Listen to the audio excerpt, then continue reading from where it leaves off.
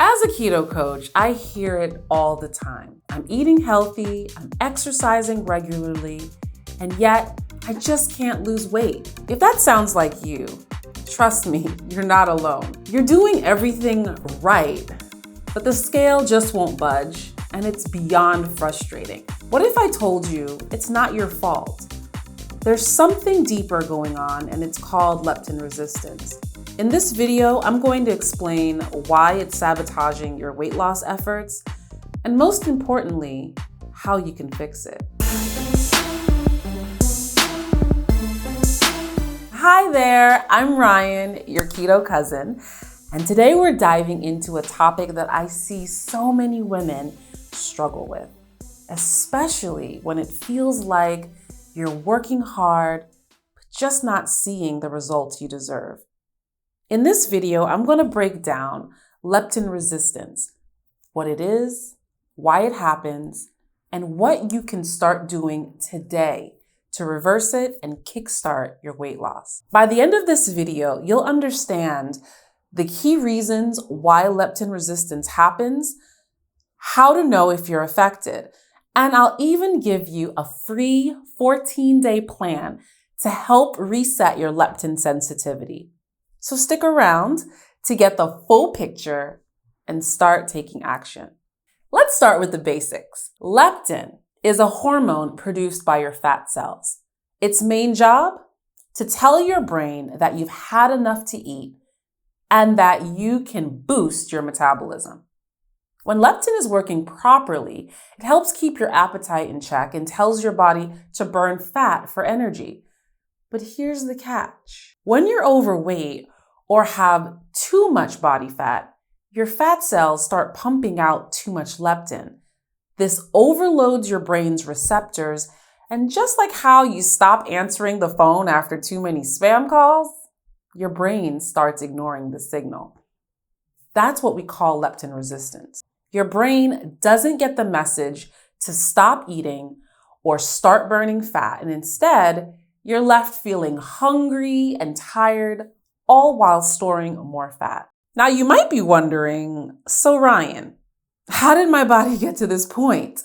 Well, there are a few major reasons for leptin resistance, and understanding these can help you make the changes you need. One reason is chronic inflammation.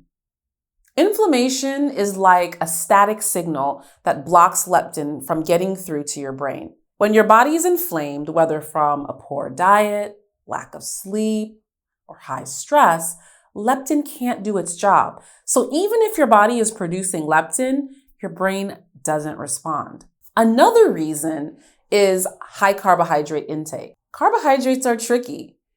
If you're consuming more than you're burning off, your body converts those extra carbs into fat, leading to higher triglyceride levels. And studies have shown that triglycerides block leptin from crossing the blood-brain barrier. That means that the more carbs you eat without burning them, the less your brain responds to leptin. Another reason is chronically high insulin levels. Here's another key player in this hormone dance. It's insulin. When your insulin levels are constantly elevated from eating too many carbs or snacks throughout the day, it actually increases leptin production. But remember, too much leptin causes resistance. It's a vicious cycle. More insulin leads to more leptin, and more leptin leads to more resistance. So let's take a quick example. Say you've eaten a typical high-carb breakfast. Maybe you've had some toast, some juice, some cereal, and your blood sugar spikes, causing insulin to spike. Insulin then tells your fat cells to store extra energy, which produces more leptin. But because you're constantly eating high-carb meals, your brain stops listening to leptin signals. And over time, you're just hungry, your metabolism slows down, and the weight stays on. All right, so now the big question. How can you fix leptin resistance? Well, it's not as hard as it sounds, but it does require some specific changes.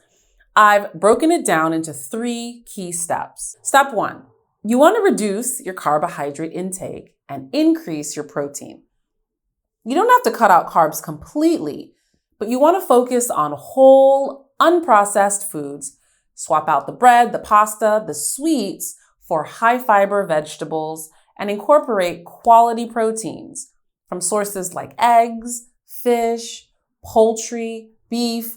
You want to aim to consume at least 20 to 30 grams of protein at each meal and healthy fats like tallow, ghee, butter, coconut oil.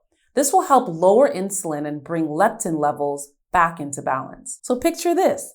For breakfast tomorrow, instead of a carb-heavy meal, you have 4 scrambled eggs with some goat's milk cheese.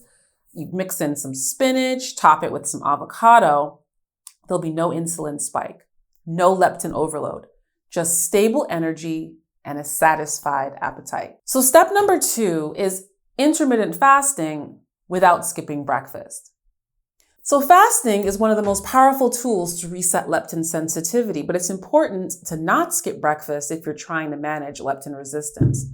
In the morning, your body is naturally more sensitive to insulin, which means it's the ideal time to eat a nutrient-dense meal. This helps your body process glucose more efficiently. It stabilizes your blood sugar, and it sets the tone for balanced energy throughout your day.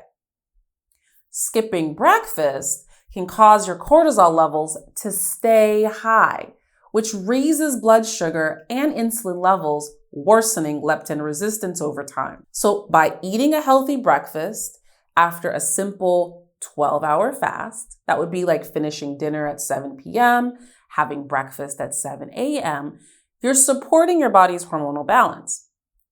And this will help improve your body's ability to respond to leptin signals, reducing cravings and overeating later on in the day.